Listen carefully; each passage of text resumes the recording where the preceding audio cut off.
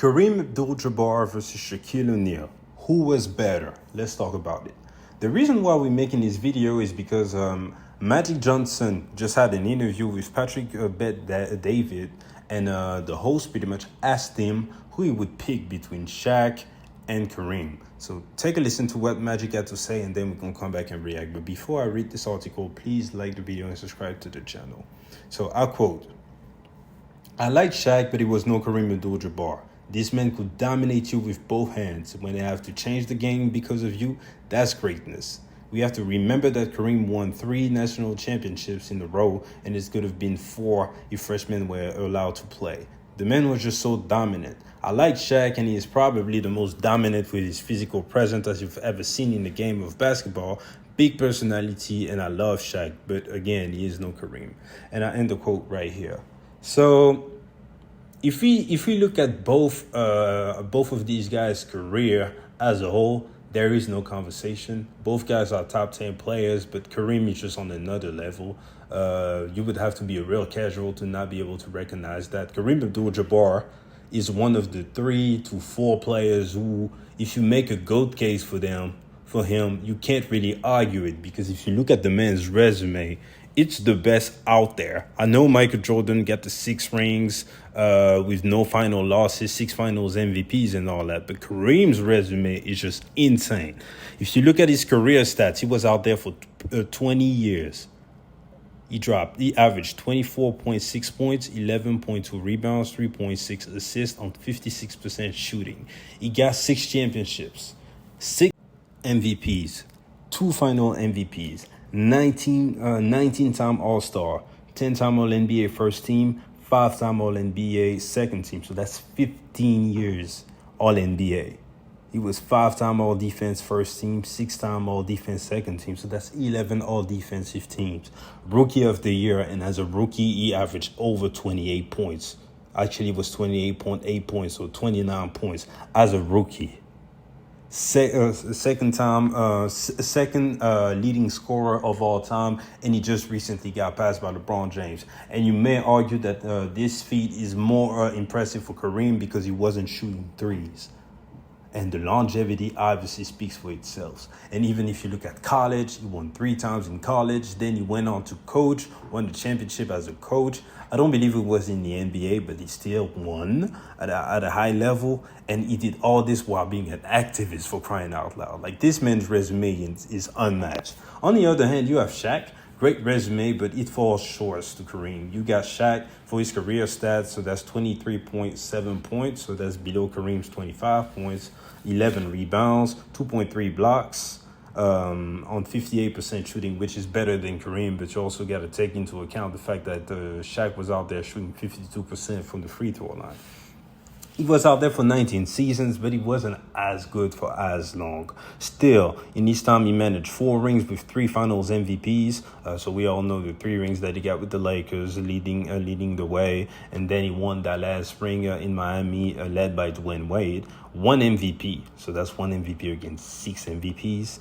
15-time All-Stars, 8-time All-NBA first, 2 times All-NBA second. So that's 10 All-NBAs. To 15 for Kareem, 3-time All-NBA defensive, and it was only a second team, so that falls short compared to Kareem, who has 11 selections, all defense, rookie of the year as well, 2-time scoring champ. So Shaquille O'Neal was amazing in his own right, but if you look at all of their careers, their body of works in a nutshell, you have to pick Kareem, right? So I wanted to make this interesting, and I was like, okay, prime for prime though, who do I want? Because the obvious answer, if you were to pick a player to start a franchise today, who would you pick? The obvious answer, and the only correct answer, is Kareem Abdul-Jabbar, for all the reasons we just listed, right? Especially the fact that Shaquille O'Neal, after he won his 3rd championship, you could see the decline. He was still very good, but he didn't take care of his body enough. So he wasn't able to sustain that level of greatness for as long as Kareem did. So yeah, you pick Kareem. But prime for prime, who do you want? Because Shaq, when he was priming, was a real problem out there, especially what he was able to do in the playoffs with the Lakers, with these 30+ to 15 rebounds games and everything, completely dominating and being the most unguardable player of all time. So I looked at the numbers, and before I did that, I was like, yeah, I want Shaq. Prime for prime, I want Shaq in front of all centers. The man was unguardable. He commanded double to triple teams. Every time he would get the other teams in foul trouble, completely demoralize the game. And on the other hand, he wasn't a great defender, but he would still be a presence out there below. He would block more shots than Kareem. So I was like, give me Shaq, right? And then I looked at the numbers, and I was like, I still can't do it. I look at their primes, right? So for Shaq, I went 93 to 2003. And for Kareem, I went, he came out the gate dropping 28 points a game, y'all. So from his rookie year, so 1969 and I went until 1978. And if you look at the numbers still, I thought that Shaq would get him, but Kareem averages 29.53 points in over that span compared to Shaq's 28 points per game. For the rebounding battle, Shaq was amazing, over 12 to 13 rebounds per game. But if you look at Kareem's rebounding, he was just out there like a demon on the boards, for crying out loud. Let me tell you these numbers. 1 year, 14.5 rebounds per game. The year after, 16. The year after, 16.6. The year after that, 16.1. Then back to 14.5. Then 14. Then 17 rebounds a game. And I can keep going. So I still got to pick Kareem, y'all. I still got to do it. And we all know that the man was cleaner at the free throw lines compared to Shaq. And he also commanded all of these double teams. And being so tall, he was also able to pass out of the double teams, averaging almost 4 assists per game. For a center, you'll take that, especially back in the days.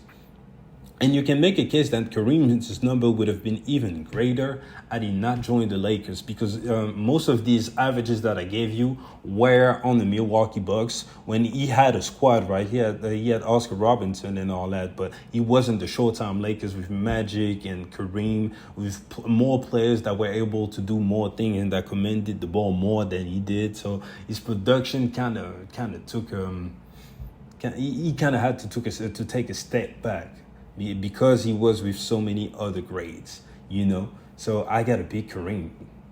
So that's prime and that's all time. And this is why Kareem is arguably the GOAT, y'all.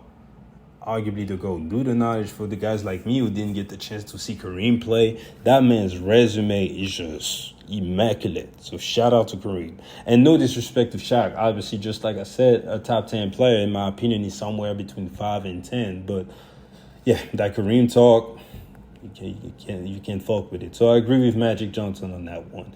We're going to close the video right here. Please like the video. Please subscribe to the channel. And more importantly, get in the comment section and give me who you got. Let's not even discuss the career versus career, because that makes no sense. But tell me, prime for prime, you got 3 years of Shaq or 3 years of Kareem. Who do you want on your team and why? And I appreciate you guys for checking me out. Please like the video. Please subscribe to the channel. And I'll see you guys later. Peace.